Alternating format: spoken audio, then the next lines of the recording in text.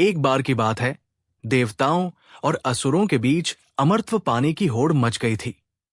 इस होड़ को खत्म करने के लिए भगवान विष्णु ने समुद्र मंथन का उपाय बताया। इस मंथन से अमृत निकलना था, जिसे पीकर देवता अमर हो जाते।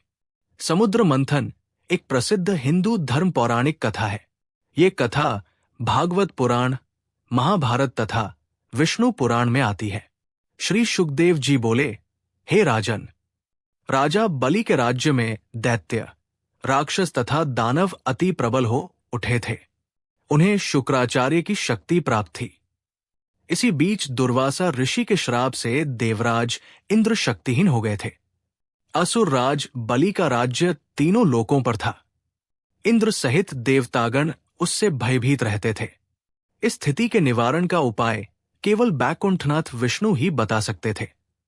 आतप ब्रह्मा जी के साथ समस्त देवता भगवान नारायण के पास पहुंचे। उनकी स्तुति करके उन्होंने भगवान विष्णु को अपनी समस्या सुनाई। तब भगवान मधुर वाणी में बोले कि इस समय तुम लोगों के लिए संकट काल है। दैत्यों, राक्षसों एवं दानवों का अभ्युत्थान हो रहा है और तुम लोगों की अवंती हो रही है। किंतु संकट काल को मैत्रीपूर्ण भाव से व्यतीत कर देना चाहिए।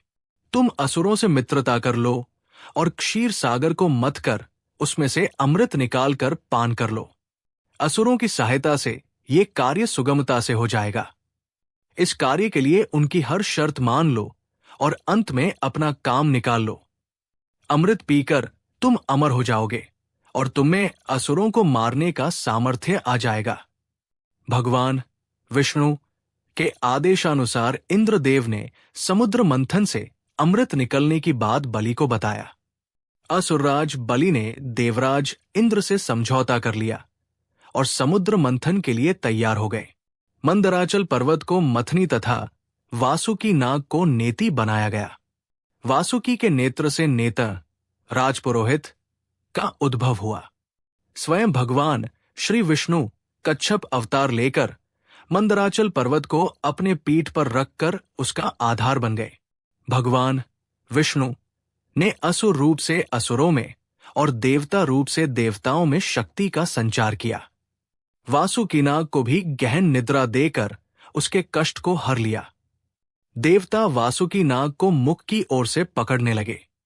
इस पर उल्टी बुद्धि वाले दैत्य, राक्षस, दानवादी ने सोचा कि वासुकीनाग को मुख की ओर से पकड़ने में अवश्य कुछ न कुछ लाभ होगा। उन्होंने देवताओं से कहा कि हम किसी से शक्ति में कम नहीं हैं, हम मुंह की ओर का स्थान लेंगे। तब देवताओं ने वासुकी नाग के पूंछ की ओर का स्थान ले लिया। समुद्र मंथन आरंभ हुआ और भगवान कच्छप के 1,00,000 योजन चौड़ी पीठ पर मंदराचल पर्वत घूमने लगा। समुद्र मंथन से सबसे पहले जल का हलाहल विष निकला। उस विष की ज्वाला से सभी देवता तथा असुर जलने लगे और उनकी कांति फीकी पड़ने लगी। इस पर सभी ने मिलकर भगवान शंकर की प्रार्थना की। उनकी प्रार्थना पर महादेव जी उस विष को हथेली पर रखकर उसे पी गए, किंतु उसे कंठ से नीचे नहीं उतरने दिया। उस कालकूट विष के प्रभाव से शिव जी का कंठ नीला पड़ गया। इसीलिए महादेव जी को नीलकंठ कहते हैं। उनकी हथेली से थोड़ा सा विष पृथ्वी पर गिर गया था, जिसे नाग, बिच्छू आदि विषैले जंतुओं ने ग्रहण कर लिया। विष को शंकर भगवान के द्वारा ग्रहण कर लेने के पश्चात फिर से समुद्र मंथन प्रारंभ हुआ। दूसरा रत्न कामधेनु गाय निकली, जिसे ऋषियों ने रख लिया। फिर उच्चैश्रवा घोड़ा निकला, जिसे असुरराज बलि ने रख लिया। उसके बाद ऐरावत हाथी निकला, जिसे देवराज इंद्र ने अपना वाहन बना लिया। ऐरावत के पश्चात कौस्तुभ मणि समुद्र से निकली, उसे विष्णु भगवान ने रख लिया। फिर कल्पवृक्ष निकला और रंभा नामक अप्सरा निकली। इन दोनों को देवलोक में रख लिया गया। आगे फिर समुद्र को मथने से महालक्ष्मी जी निकली। महालक्ष्मी जी ने स्वयं ही भगवान विष्णु को वर लिया। उसके बाद कन्या के रूप में वारुणी प्रकट हुई, जिसे असुरों ने ग्रहण किया। फिर एक के पश्चात एक चंद्रमा, पारिजात वृक्ष तथा शंख निकले और अंत में धन्वंतरी वैद्य अमृत का घट लेकर प्रकट हुए। धन्वंतरी के हाथ से अमृत को असुरों ने छीन लिया और उसके लिए आपस में ही लड़ने लगे।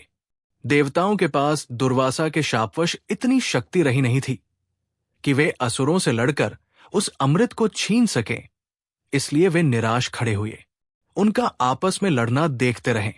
देवताओं की निराशा को देखकर भगवान विष्णु तत्काल मोहिनी रूप धारण कर आपस में लड़ते असुरों के पास जा पहुंचे।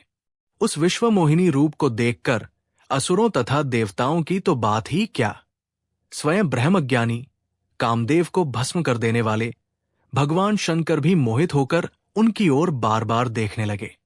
जब असुरों ने उस नवयवना सुंदरी को अपनी ओर आते हुए देखा, तब वे अपना सारा झगड़ा भूलकर उसी सुंदरी की ओर मोहित होकर एकटक देखने लगे। देवताओं और असुरों के बीच समुद्र मंथन रस्सी का काम शेषनाग के छोटे भाई वासुकी करते हुए और नीचे अपने कवच पर मदरांचल पर्वत रखे हुए कुर्म रूपी विष्णु। वे असुर बोले, हे सुंदरी, तुम कौन हो? लगता है कि हमारे झगड़े को देखकर उसका निपटारा करने के लिए ही हम पर कृपा कटाक्ष कर रही हो। आओ शुभगे, तुम्हारा स्वागत है। हमें अपने सुंदर कर कमलों से ये अमृत पान कराओ। इस पर विश्वमोहिनी रूपी विष्णु ने कहा, हे देवताओं और असुरों, आप दोनों ही महर्षि कश्यप जी के पुत्र होने के कारण भाई भाई हो, फिर भी परस्पर लड़ते हो। मैं तो स्वेच्छाचारिणी स्त्री हूं।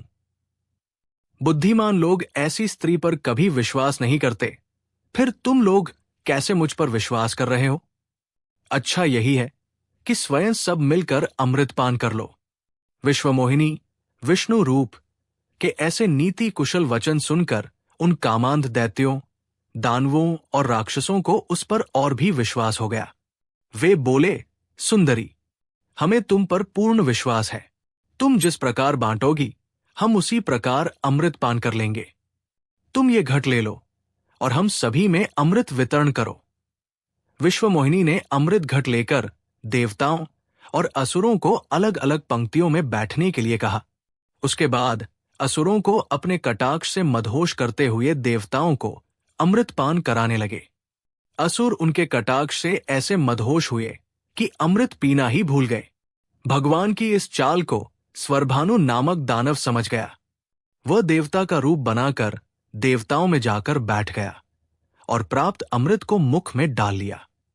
जब अमृत उसके कंठ में पहुंच गया, तब चंद्रमा तथा सूर्य ने पुकारकर कहा कि ये स्वरभानु दानव है।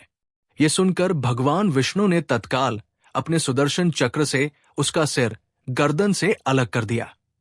अमृत के प्रभाव से उसके सिर और धड़ राहु और केतु नाम के 2 ग्रह बनकर अंतरिक्ष में स्थापित हो गए। वही बैर भाव के कारण सूर्य और चंद्रमा का ग्रहण कराते हैं। इस तरह देवताओं को अमृत पिलाकर भगवान विष्णु वहां से गायब हो गए। उनके लोप होते ही असुरों की मदहोशी समाप्त हो गई। वे अत्यंत क्रोधित हो देवताओं पर प्रहार करने लगे। भयंकर देवासुर संग्राम आरंभ हो गया, जिसमें देवराज इंद्र ने असुरराज बलि को परास्त कर अपना इंद्रलोक वापस ले लिया। दोस्तों, आपको ये कहानी कैसी लगी हमें कमेंट करके जरूर बताते और चैनल को सब्सक्राइब करना ना भूले। धन्यवाद।